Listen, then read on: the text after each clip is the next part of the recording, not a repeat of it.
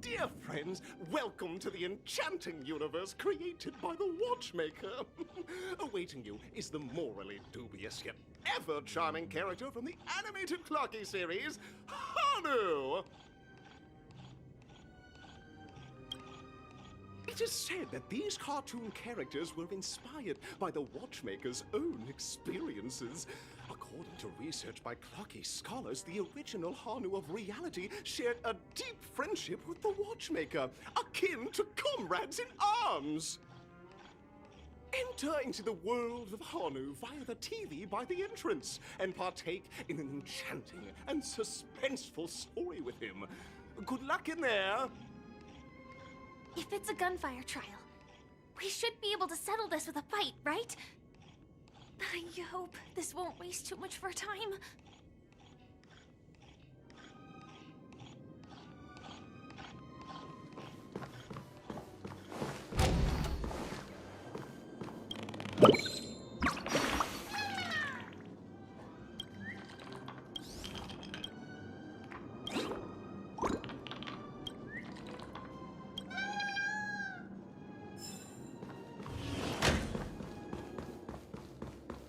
Ready? 1, 2, 3. Are we both in control of this Hanu character? Very good. Looks like you've got the hang of it. In this Hanu's Adventure episode, Boss Stone has gathered his battleships for an assault on Dreamville. Old Buzzfly, Cousin Wolf, and Bombhead are all raring to go. The brave Hanu must thwart their advance and protect his home. Alas, Hanu presently is ill-equipped to fend off the malevolent mischief makers, which is why he is preparing to seek out the Puzzle Gentleman's aid. Go forth and speak to him.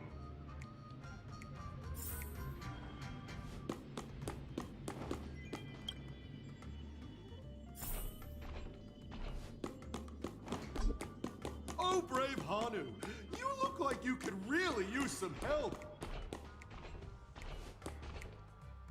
Long time no see, Hanu. You look pretty stressed out. How about an intense and thrilling game of Dream Jigsaw to blow off some steam?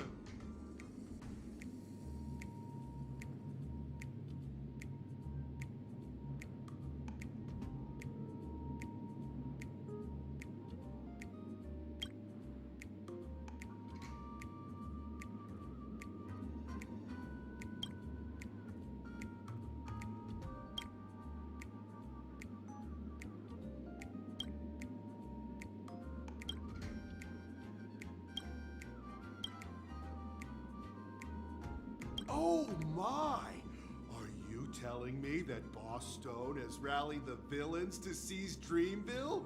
What a dreadful twist of fate! Listen closely, Hanu. I'm aware you're in need of a suitable weapon, and I also know there's one just upstairs. But you know what? You'll have to play an exhilarating round of Dream Jigsaw first. No Jigsaw, no moving forward.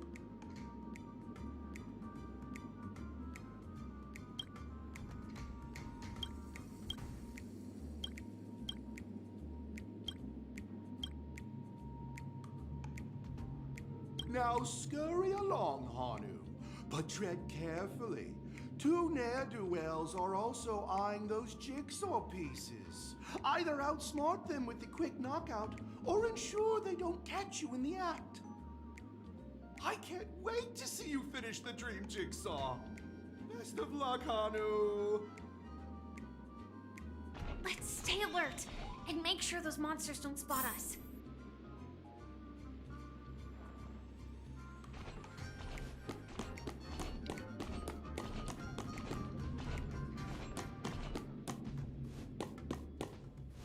Look up there! If we can push that thing down, do you think that would do the trick?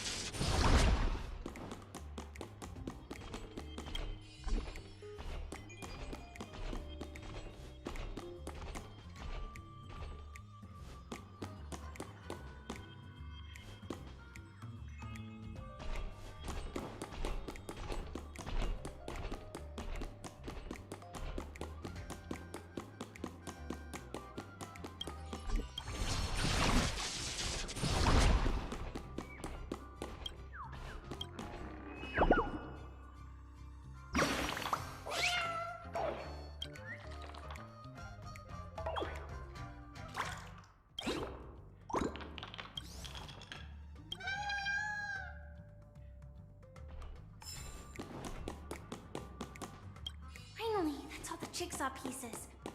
Let's hurry back.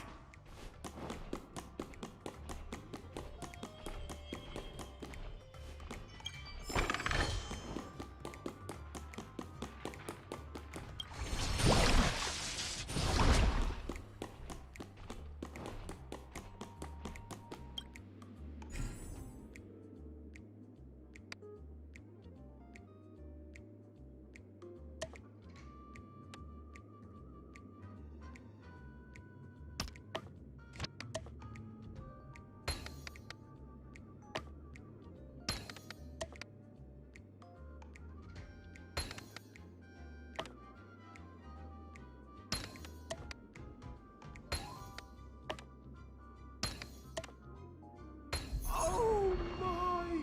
The exquisite sensation of perfect alignment! My organizational itch has been quite thoroughly scratched. Hurry now, Hanu! Touch that TV set and transform back into your old self. Then head upstairs. Your weapon awaits you there. Are such haphazard instructions really okay?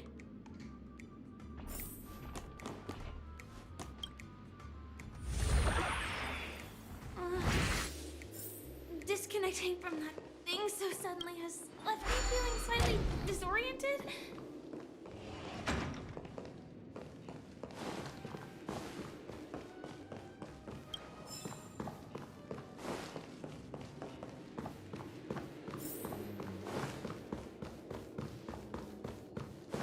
Is that Hanu?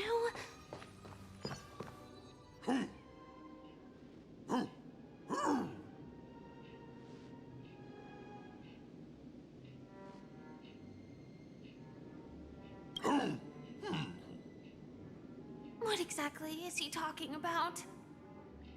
Tick-tock! It's time for me to make an appearance!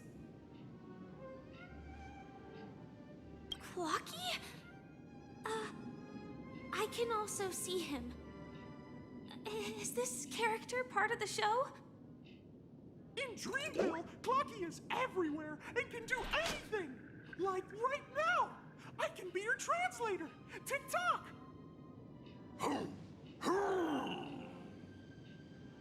Hanu says, battle! We must do battle!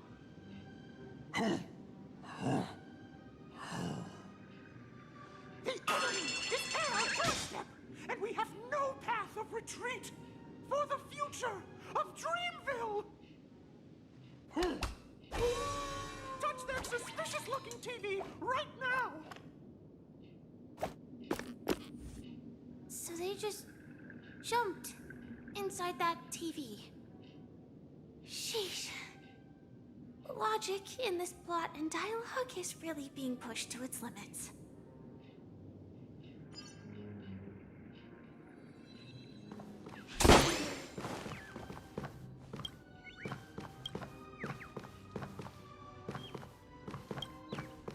Well, here we go again.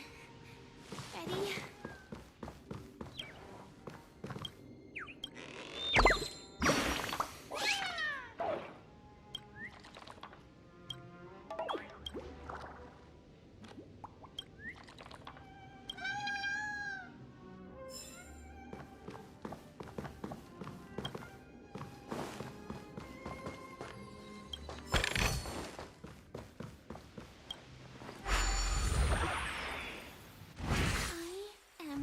Gradually getting used to this. Huh. Who knows? I might even be able to perform some high-level moves with Hanu. Oh, did someone say high-level movies just now? That's right, pal. The upcoming script is just exploding with all sorts of high-level shenanigans. Last we saw, Hanu was preparing for battle. Suddenly, he hears heavy footsteps coming from the hallway. Malevolent mischief makers have broken into his home. But brave Hanu won't go down without a fight. He instantly sprints for the storage room, ready for a do-or-die showdown against the baddies. But we still don't have any weapons in hand. Guess what? Hanu's favorite bazooka just so happens to be in that storage room. So get a move on. What a coincidentally convenient plot twist. It'd be even more awesome if the organizers allowed me to wear armor.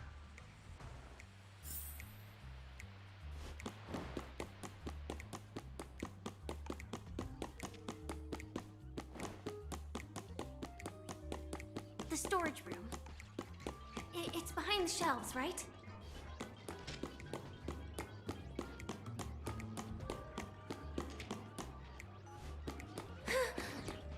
He wasn't lying. There's actually a bazooka here.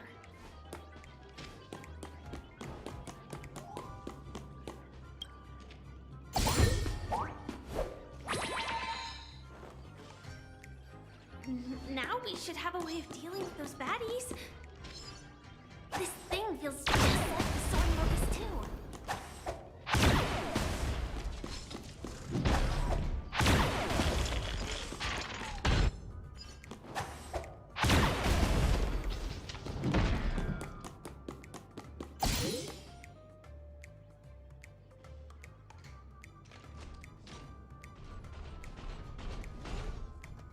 Careful. It looks like we've got more company. Get ready to fire!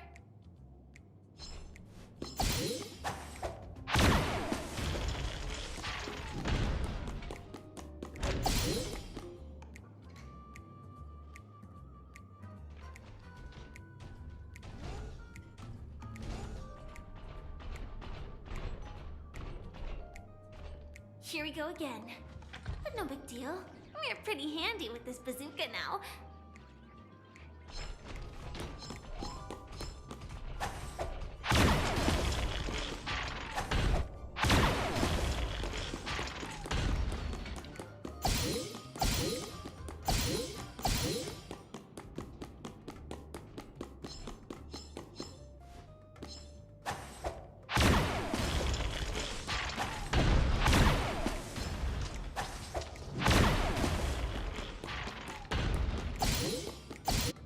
Should be all of them, right? Oh my! Hanu is on a streak! Everyone! The stage is complete! Quickly! Head through the TV to the next stage!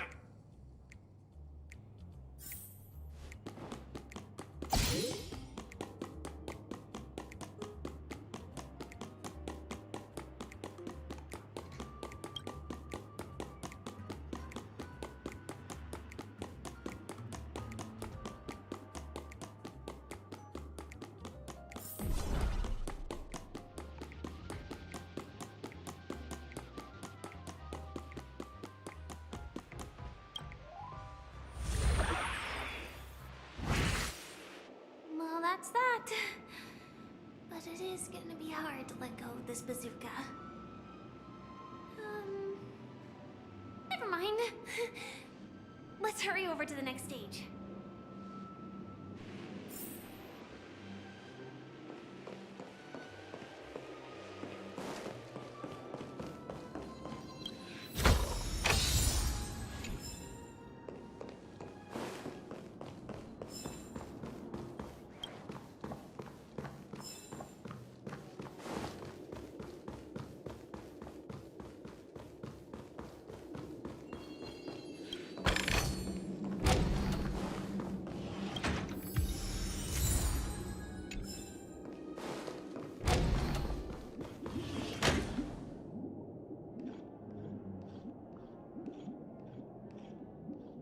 Congratulations to both of you! Oh, you've overcome all obstacles and proven yourselves. But, unfortunately, there is only one who can be Pinnacole's festive superstar. In the final stage, you will face the defending champion. If you fail, you will lose the opportunity to become the festive superstar. Welcome to the 33rd Scorch Sand Festival's third stage in the 20th season, sponsored by Soul Glad Enterprises, Superstar Showdown!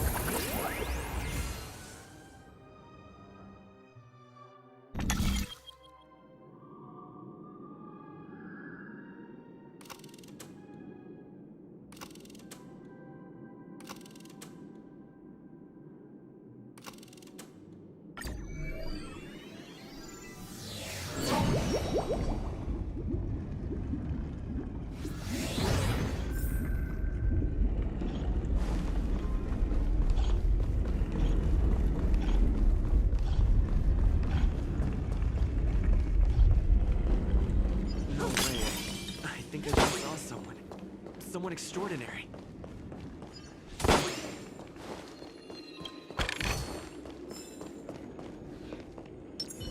Let's wait. Make a wish.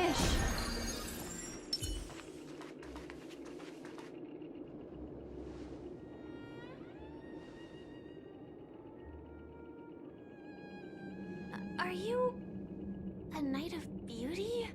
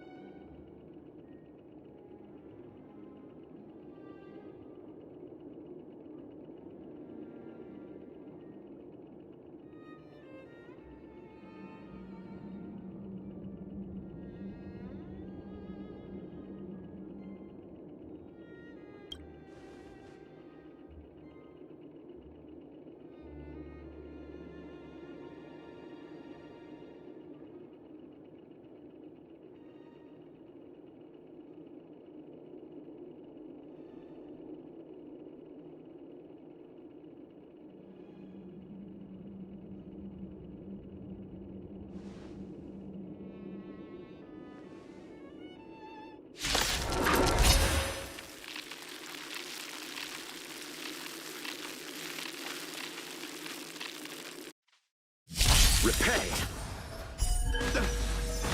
Behold, this symbol of pure... Just in time. Can I have fun this time? Time for fun. This is double speed. Rise to the challenge. Ill tidings manifest. Good times. Now time to say bye. Boom.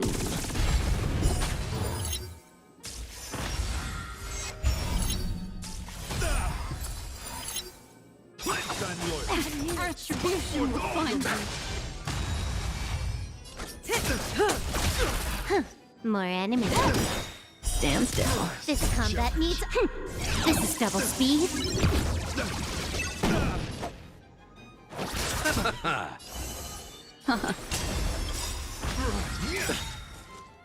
Memories are beneath the water lies an endless abyss.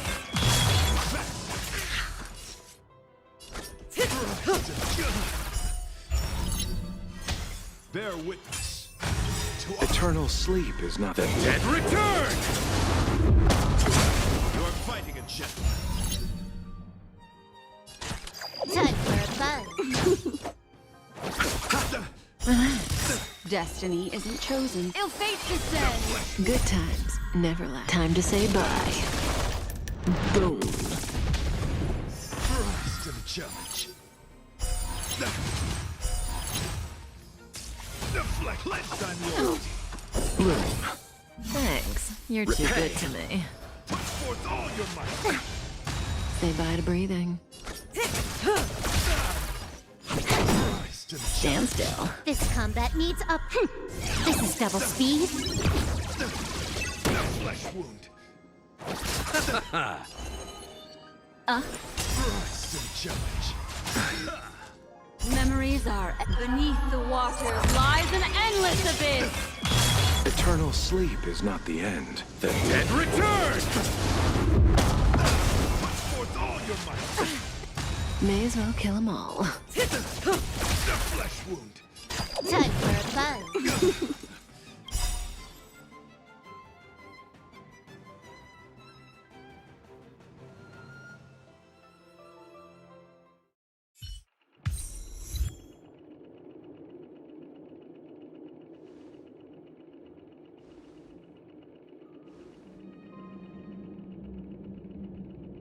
We don't have much time. May fate allow us to meet again, Night of Beauty. In that case, let's make our way to the end. Penacony's really thronging with talent. I hope we make it in time.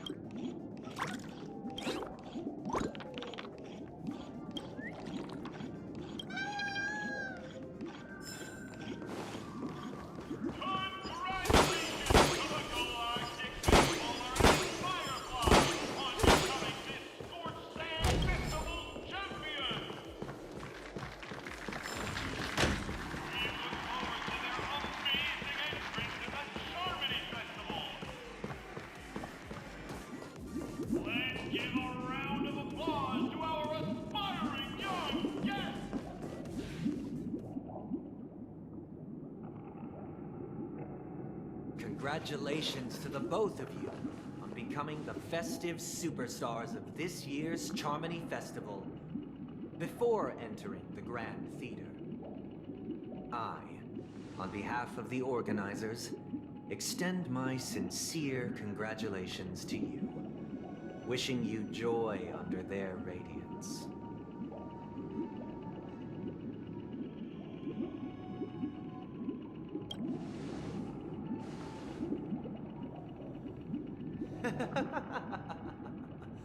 Your endeavors are worthy of extra recognition, and I've taken steps to ensure that. However, this reward is not a material one, but rather the opportunity for an open and honest communication between us. As previously promised, My sister, Mr. Yang, and I have met with the Dream Master. We delved into the truth about Penacony and its Stellaron, and have come to a consensus. Both I and the Oak family cannot acquiesce to your request.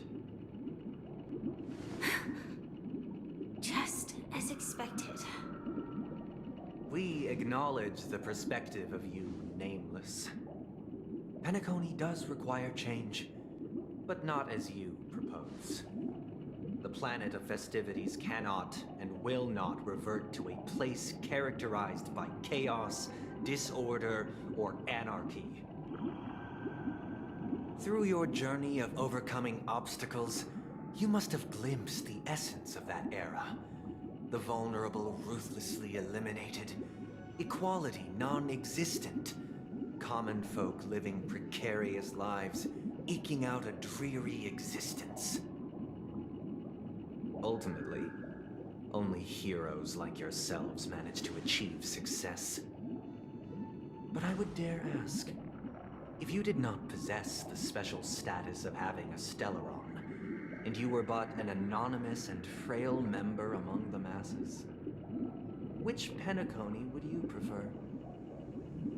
A dystopia for the survival of the fittest, or a sweet dream paradise for all?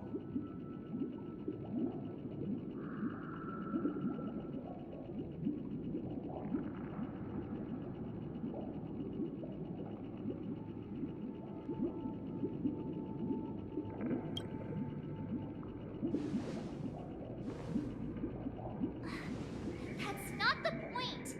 Don't let him mislead you! Mr. Sunday, even if the members of the Oak family can't fully agree on what to do about the Stellaron, now's not exactly the time to be holding an extensive discourse about Penacony's past and future, is it? The Stellaron issue concerns the life and death of everyone on Penacony. If anyone has a better suggestion, the crew is more than willing to listen. Also, it'd be best to tell us the ins and outs of that meeting. This way, we'll at least know what Welt and Miss Robin are dealing with, and the reason why they failed to make our appointment. Ah, Navigator. That is precisely my intention. With all present, let's begin by discussing the details of that meeting.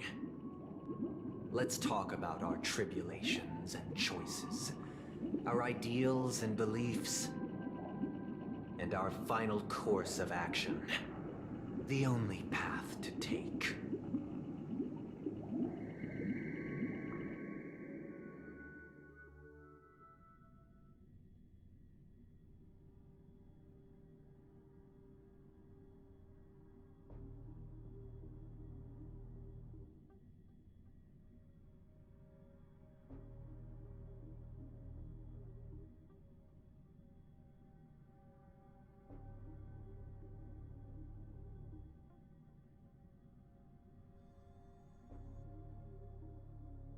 You mean to say that for the longest time, there have been scoundrels who would use the Charmony Festival that I have bequeathed to the masses as a tool to realize their ambition?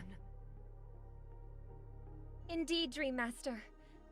Once the Charmony Festival begins, the Stellaron's powers, along with the song, will be broadcast across the entire planet of Penacony. And then everyone in their dreams will be unable to awaken. This is indeed surprising to me. The dreamscape is maintained by the collective effort of the 5 families. If someone were to use the Charmony Festival to recklessly disseminate the power of the Stellaron, this individual must hold a position of great authority. Do you have any suspects? I'd like to ask, did you really not know of the Stellaron's existence? I would have never thought that this Nameless would point the spear at me. Quite astonishing indeed. If I have offended, the Astral Express extends its sincere apologies. But the current circumstances are dire and leave no room for meticulous inquiry. We're doing this out of concern for the Dreamscape's safety. So, if you could, please alleviate our concerns. Dream Master, it's just to prove that the Charmony Festival has nothing to do with the Stellaron. If we're being overly cautious, I will return to the stage to offer tribute in song, just per the arrangement.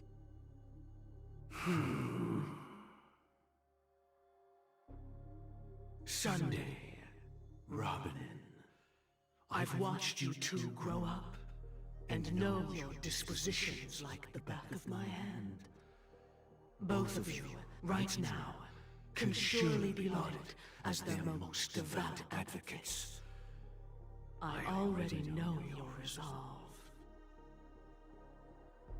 The magnitude of this matter is enormous, and cannot be taken lightly. Since Mr. Yang has asked with such earnestness, I will personally respond in kind. If there is a need, the entire Oak family will be mobilized to heed your call. Someday, might I ask you to beseech them to cast their light unto me, and question me in their stead, so that no lies may be concealed? I will do as you command. Robin, could I entrust you to be present as a witness, to document the truth, and to proclaim my innocence, so that all slander may be utterly dispelled? I will do as you command. May thy will be carried out on earth, just as it is in the heavens. Oh, triple-faced soul, please sear his tongue and palms with a hot iron, so that he will not be able to fabricate lies and make false vows. Let us begin. There is nothing else to prepare. Understood. Question. Have you devoted your life to your god, never worshipping other gods? Naturally. Do you love your god as you do yourself, always heeding their admonishments? Naturally. Have you strayed from the path expected by your god, betraying their name? Never. Have you ever been inordinate with your asks of your god, coveting more than the foundation of the creation itself? Never. Then, a final question.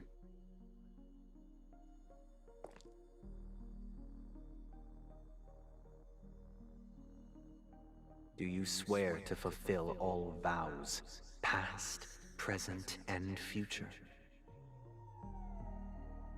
With the Eon as my witness, if I do not deliver on my words, or if I renege on my vows, may I be cursed in accordance with divine law. They have seen your faith, and have endorsed your faith. With this, it can be evidenced... Just a moment. What is it, Mr. Yang? I have another question I hope to have answered. To my understanding, the family's harmony and prosperity have never relied on so-called divine laws. The god you both mentioned, are they truly Shipe?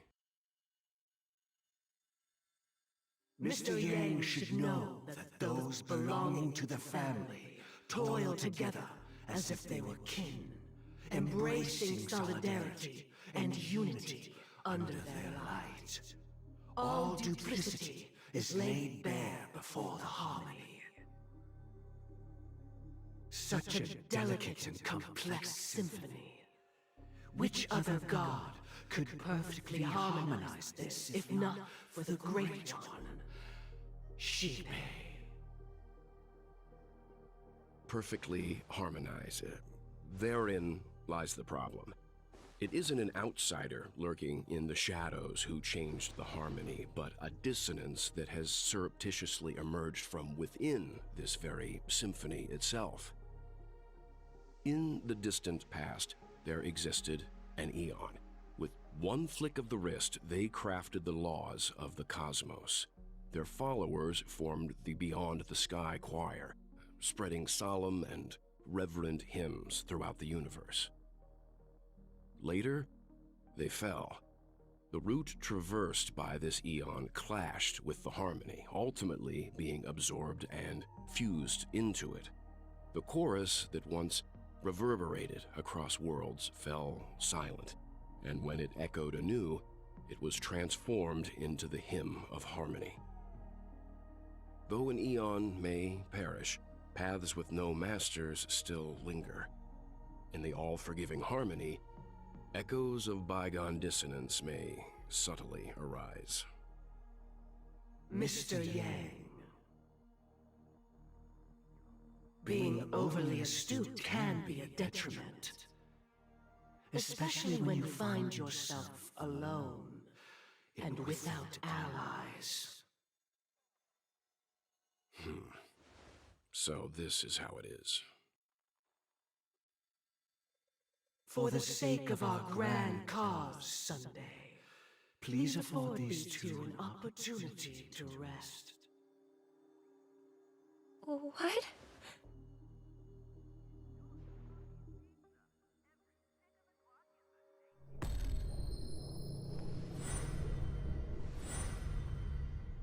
Sorry, Robin.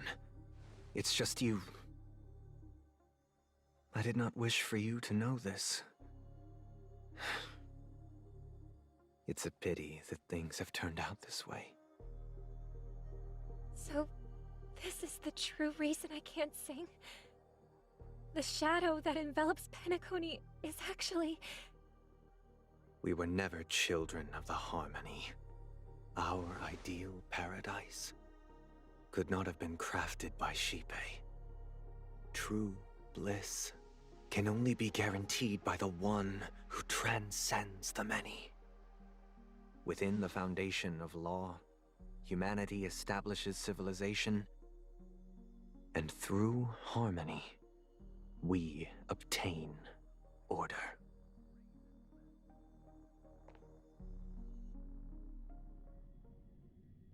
Unbelievable. To think that there would be remnants of the Order on Penacony. What have you done with Mr. Yang and Miss Robin? Don't worry. I just gave them some time alone to ponder their fates. You should know that these actions make you an enemy of the Astral Express. Should we need to stand against the Nameless, it would only be myself and the Oak family involved. But we haven't reached that point yet, have we? Your efforts for the justice of Penacony are evident to everyone, and have been widely observed.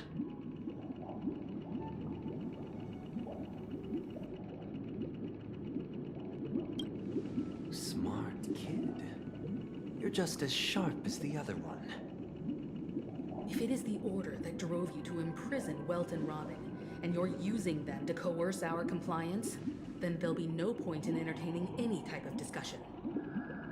You're mistaken, Miss Himiko. They are in very safe hands, and just as the family has always proclaimed, no one can be harmed in the dreamscape, least of all in the beautiful new world belonging to the Order. Penacony and the entire universe have witnessed far too much innocent bloodshed. The strong wield their blades against the weak, and the victors push the vanquished to the brink of life. Natural selection. The world abides by this principle, establishing the well-being of humanity atop the corpses of the downtrodden. Only we, or rather, I, possess the power to put an end to this farce. So you've decided to resurrect a dead Eon? No one's ever done such a thing. If Miss Himiko is interested, let's draw back the veil and speak candidly. I've always firmly believed that people can understand one another through peaceful means. I'm willing to divulge the unembellished truth as to the intentions of the Order's Pathstriders, so that you will make better judgment for the Astral Express, for Penacony, and for this stretch of the universe. Words can hardly do justice to the beauty of that ideal. So, come with me, everyone. Let us retrace our steps and see once again where this road leads. Huh? Where'd he go? Welcome. This isn't any location in Penacony's dreamscape. It's my inner world. The reason the scenery before you remains unchanged is because your consciousness has drawn on similar concepts to fill in the gaps.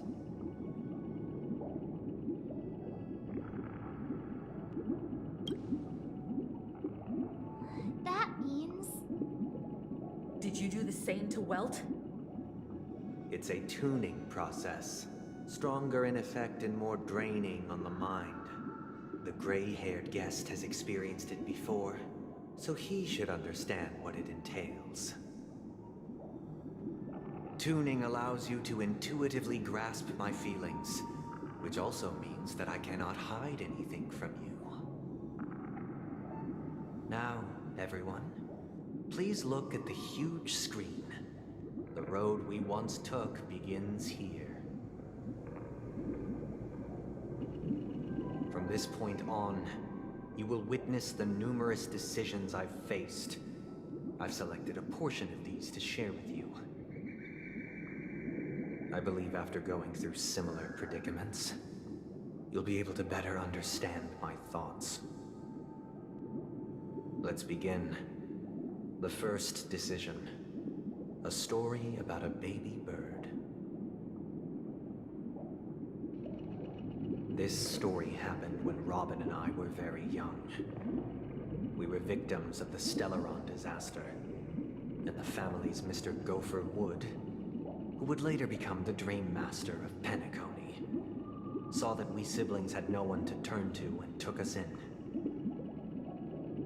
Later on, Robin and I lived a time with nary a care in the world. One day, after dinner, while my younger sister and I were lounging about in Mr. Gopher Wood's yard, we spotted a fledgling Charmony dove all on its own. That baby bird was tiny.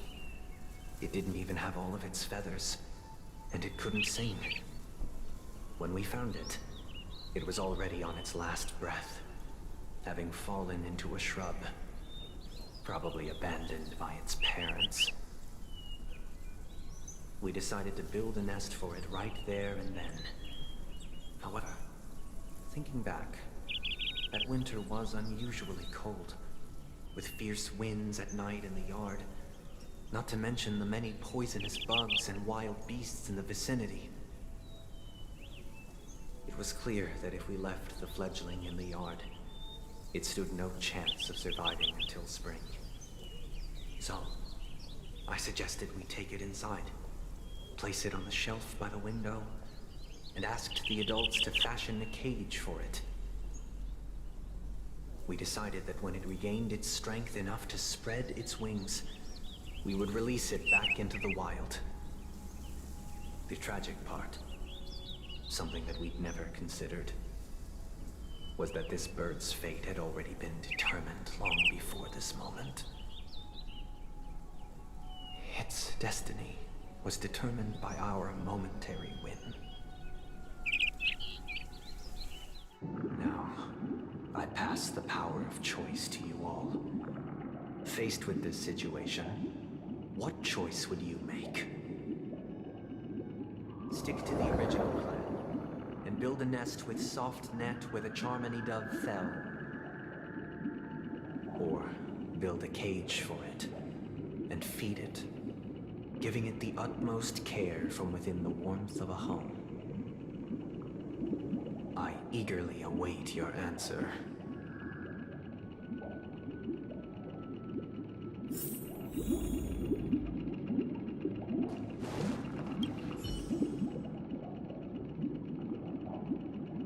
That guy just casually throws this kind of question at us? What exactly is his deal? But fine, I'll answer, I guess. If it were me, I guess I'd choose to build a cage for the little Charmony dove. After all, leaving it there, it's bound to get hurt by wild animals or something. And that'd just be too sad.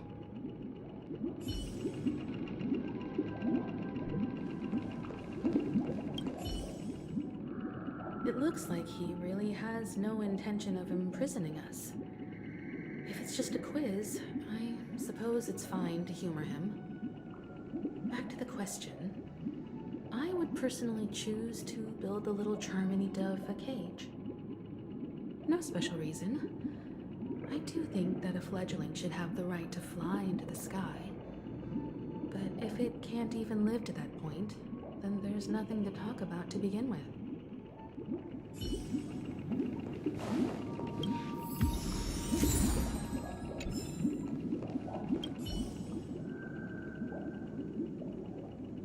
I can't decipher his intentions right now, but based solely on that question, I would probably choose to build that dove a cage. Even if I was gonna release it back into the sky, it'd have to be strong enough to fly first. If I left it where I found it, I fear it'd never get the chance to fly ever again.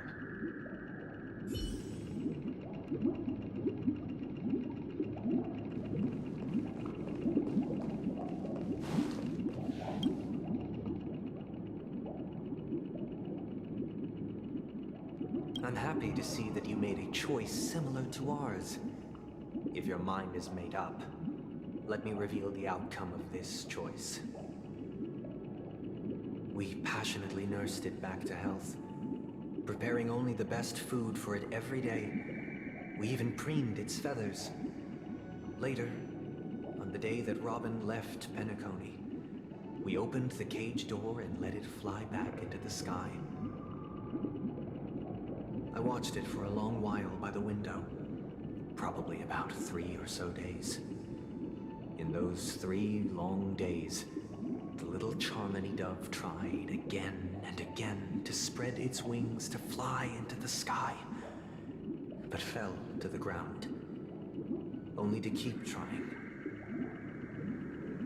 Finally, on the 137th attempt, it succeeded. But its attempt did not go perfectly. After flying unsteadily for a while, it fell to the ground, unable to grasp the direction of the air currents. The fall shattered its wings. It writhed helplessly in my embrace. But it was all for naught, finally succumbing to a painful demise. And in that instant, our tender care, our given love and hopes, they all became the inevitable push that sent it to its death. I deeply regret the choices we made. Next, let us head to the second decision. This time, it's the story of a dream chaser. This story happened when I was appointed as Bronze Melodia, a position exclusive to the Oak family, charged with listening to the problems and vexations of dreamscape residents, and providing them with the relevant guidance. It was during that period that I had the opportunity to hear voices from all corners of the dreamscape. Joy, sorrow, The complex tapestry of human nature that formed the world. And I was fortunate to catch a glimpse of it. He was a dream chaser, and an illegal stowaway. Just like the rest of them, he came to Penacony in search of a better life. Except that, to most people, the price he paid, I suppose you could say it was everything. He told me, I sold everything I could at home. The house, the land, even his 2 children. He said he could not afford to raise them, and that at least they could eat if they lived as slaves. He had a plan in place. He would buy back his children once he had made his fortune, and enjoy Penacony's beautiful dream with them. Alas, his plan to smuggle himself was somewhat clumsy, and he was sniffed out by those pig-headed hounds. After hearing the Dream Chaser's story, I immediately appealed to the Bloodhound family to cease their pursuit. That way, at least he could live peacefully. But I was still too naive to the ways of the world. I did not anticipate that what I thought was a kind gesture would later lead to dire consequences. I'll tell you the outcome soon. For now, I'd like you all to make a choice. Will you do as I did, and try to convince the Bloodhound family to stop their pursuit, so that the Dream Chaser may live peacefully and realize his wishes? Or will you remain silent, leaving him to languish while the hounds are hot on his heels, until his inevitable judgment arrives? I look forward to everyone's decisions. Who knows? Perhaps they might even alter the outcome of this tragedy.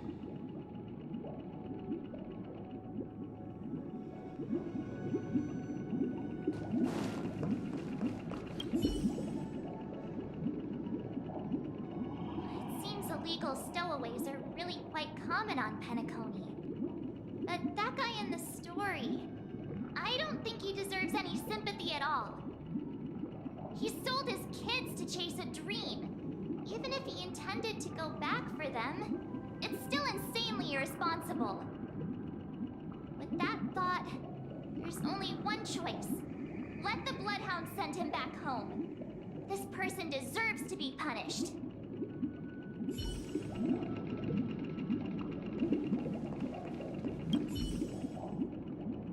Dream Chaser story. If I acted out of kindness, I would probably ask the Bloodhounds to stop their pursuit and lend him a hand. But what cruel repercussion would this choice result in? I think Sunday must have been deeply impressed by the limitations of the strong defending the weak through this incident.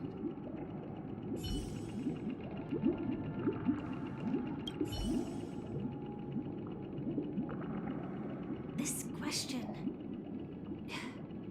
Surely it has some connection to the baby bird story. And this connection is precisely the breakthrough Sunday aims to use to persuade us. I'd probably choose to ask the Bloodhounds to cease their pursuit.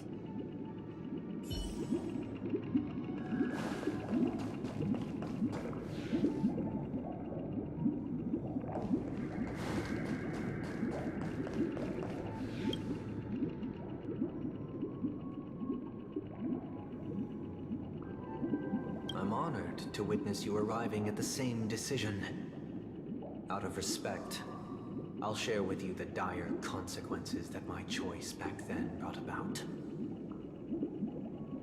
First, the outcome. He attained major success. After avoiding capture, he ran a business for a few years, very quickly making a name for himself, elevating his status. He might not have become a tycoon like old Audie, but he was considered a character of excellent repute. Now then, Did he realize the wish he set out to achieve? No.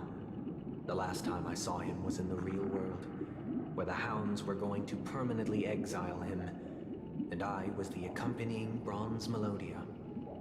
The mission was simple. Listen to the criminal's repentance.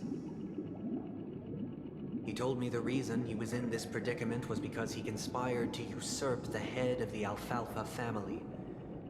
When I asked him about his 2 children, he instead responded with a question. What children? In the end, my heart aligned with the harmony, and the good deed I dared to undertake held no value, turning instead into a wrongdoing. It created a lamentable oppressor and countless oppressed individuals. As to your choice, I once again offer my heartfelt apologies. Next comes the third and final decision. And the story this time is my own. This story happened the day I was appointed the Oak family head. At that time, Mr. Gopherwood was the current Dream Master, and as per his wish, we had a private conversation. What surprised me was that the Dream Master had only come to deliver a letter to me. He let me read its contents, and it was a letter from my sister. The letter contained the usual pleasantries, anecdotes from her travels. Nothing out of the ordinary. Just as I started wondering how this letter related to our discussion, the Dream Master began to speak. Do you know who wrote this letter? My sister, of course. But why would you personally visit me to hand me a letter from my sister containing mere trivialities? To help you grasp the full scope of this issue. Do you know where Robin is at this moment? From what the letter indicates, she must be in Caspelina 8, correct? She's touring there right now. Correct. Has she mentioned anything about a stray bullet? A stray bullet? What? A war has broken out on that planet. It is because of this very reason that Robin chose this destination. To spread the word of the harmony. And to save the lives of that planet. She personally made for the front lines. She hoped to ease the people's suffering with song, and was willing to brave mortal danger to deliver the IPC's medical supplies. Unfortunately, stray bullets show no such compassion. Is she all right? If the operation was successful, she should probably be recovering in the field hospital. By the eon above, the bullet struck her neck directly, yet possibly as a reward for her consistent deeds of harmony. It didn't hit any vital arteries. Once you've attended to your outstanding tasks, it'd be advisable to write her back as soon as possible. Those damned savages! I'll pack my bags right away. My gratitude for bringing this to my attention, Mr. Gopherwood. Now you understand why she always wears such elaborate neck ornaments, don't you? How could this happen? Miss Robin. It's all in the past, so please don't worry. I share this in the meager hope that you will understand the harmony's limitations and predicament. As grandiose as the strong defending the weak sounds, many times, it is nothing more than wishful thinking. Likewise, I've prepared one last question. One last choice. But rest assured, this choice will not have any grave consequences. Because this is merely a figment of imagination, a nightmare that has haunted me through countless nights. If you ever had the opportunity to make a choice like I did, would you still support Robin's journey on the path of harmony?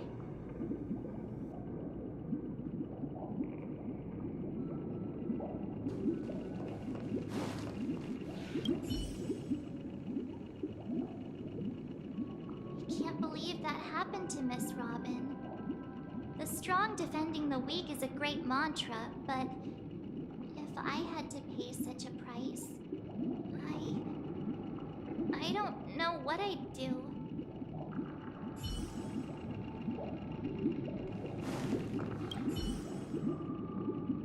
I often feel like I've dreamt of similar scenes on certain nights. In the dream, I see blurry faces. I don't know who they are, but I sympathize with all of them, fighting for survival against some unfathomable force. Their confusion and fear are lucid to me, but I also remember they chose never to give up. Just like Miss Robin. If Mr. Sunday's question leaves you puzzled, you should find the answer from your own experiences. With each trailblaze, dangers and tribulations will surely follow. But would you ever back away? Would you stop March and Don Hung from reaching their next destination? I believe you have an answer of your own in your heart.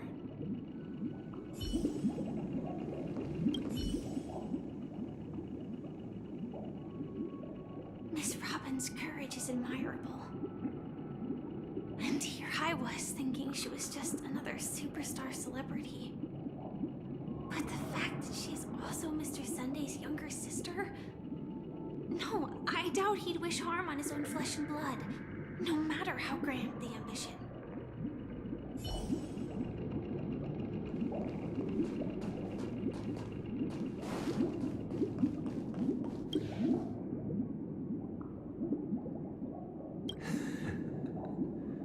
I see.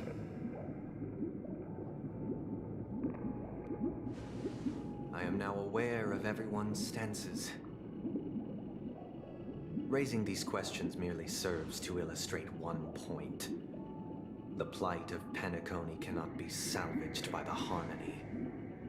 The true foundation for a sweet dream paradise can only be established through the order, where the strong govern the weak. I know the suffering of being tormented, the turmoil of losing your way, how sorrow and even despair set in when matters don't work out. All of this causes me unending pain, because this is not what happiness is at all. We must teach the weak how to live a happy life. And this life isn't some noble propriety that the upper crust preaches, but in definitive terms, a way of survival that belongs to everyone. So what is your definition of living a happy life? Good question. Human consciousness is fundamentally an illusion, a cage known as self-worth. People lured in by this illusion make mistakes, yet still ask that external influences bear the burden. When one mistake after the next permeates the masses, they become impossible to trace. Thus, the amassing of these individual cages culminate to form a prison, a place dictated only by the rule of survival of the fittest. Nature is always accompanied by predation and sacrifice. Its antithesis is known as order. That is what I want to do. Unite people's happiness under the banner of order. They won't need to make bitter choices any longer, nor face the weaknesses of humanity.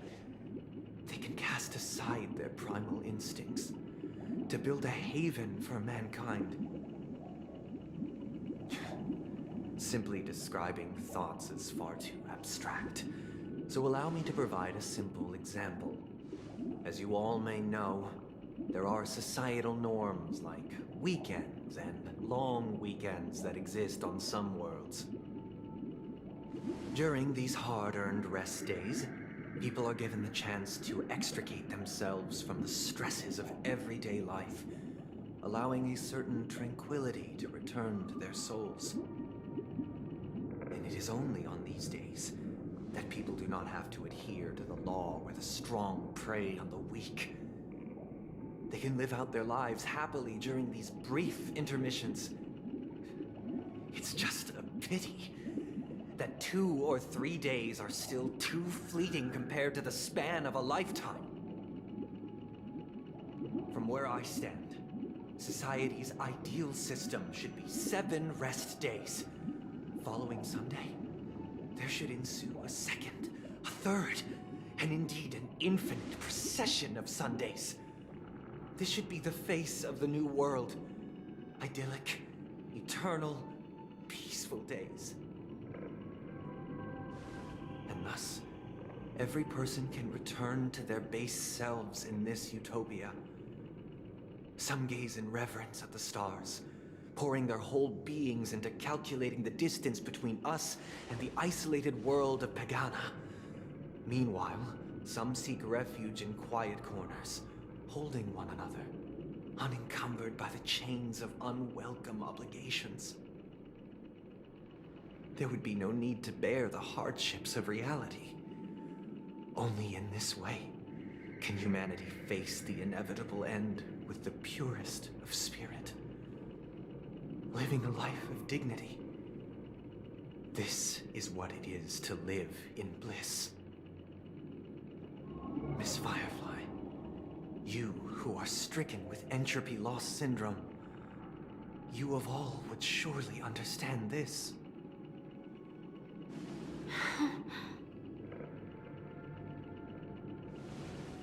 It sounds like a flawless theory.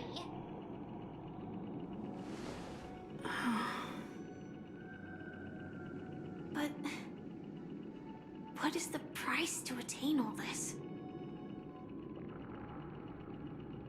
The cost is minute, merely a personal and eternal sacrifice. If this paradise is to be maintained for everyone, someone must remain trapped in solitary awakening until the end of the cosmos. Awakening. Which means that this so-called paradise is still a dream. Stepping into this paradise means forsaking reality, correct? It is not forsaking, but transcending. Flesh, blood, sorrow, weakness. If the physical is the root of spiritual suffering, it is only logical that we defeat it. But in this supposed bliss, people won't have defeated their demons. The chance to overcome their tribulations would be forever lost to them. In other words, it is an escape. That's another way of understanding it. But there is no shame in escape. On the contrary, the seeds of escape exist in everyone's hearts. Don't you agree, Miss Firefly? And as to why we sleep, it is because we are afraid to awaken from our dreams. But this is not in conflict with the grand plan. Only in acknowledging this can we truly understand the frailty of human nature, and from there, show compassion and protection.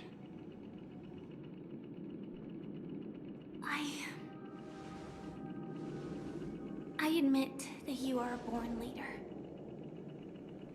Your perspective on humanity brims with pessimism. Yet you express compassion for all. even when your heart pities them. But unlike you, I live for the self. From my perspective, individuals making choices for themselves is their birthright. The want to escape may be innate in the weak. But whether they are weak or not, it is not up to another to decide. Perhaps in your mind, you also view me as weak?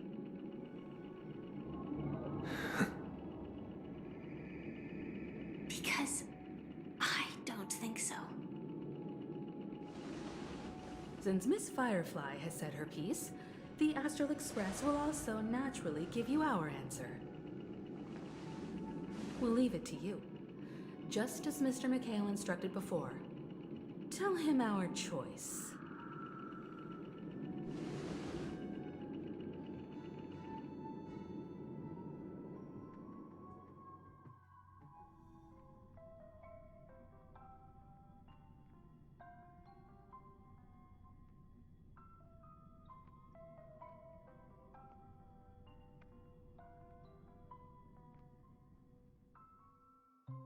What is this place? Does this place ring any bells, Misha? I don't know, but I feel a sense of deja vu. What is this place? It's the realm within a dream bubble.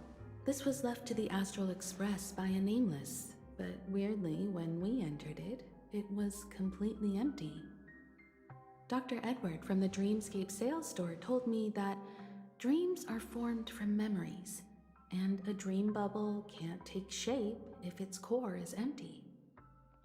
So I thought you might be able to help us in unraveling this mystery, Misha. As a hotel doorman, you know Penacony best among us. I don't know much about dream bubbles, but if you want to figure out what this mansion is, I'll do my best. I'm counting on you then. Himeko, I still don't get it. Why were you so sure that Misha had a connection with this dream bubble? I wasn't sure. It was just a hunch. But since Misha feels familiar with this place, my hunch might be correct.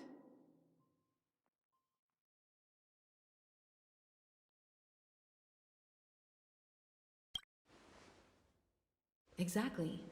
This is where you and Firefly encountered death, which we now know as dormancy. Considering its connection to Dreamflux Reef, it's not surprising it appeared here. The question now is, who brought you here? Based on the clues we have so far, it's unlikely to be that masked fool, so identifying them is crucial to us. We're drawing closer to the truth once more. Let's give Misha some time, as I believe he'll unveil the secret of this dream bubble.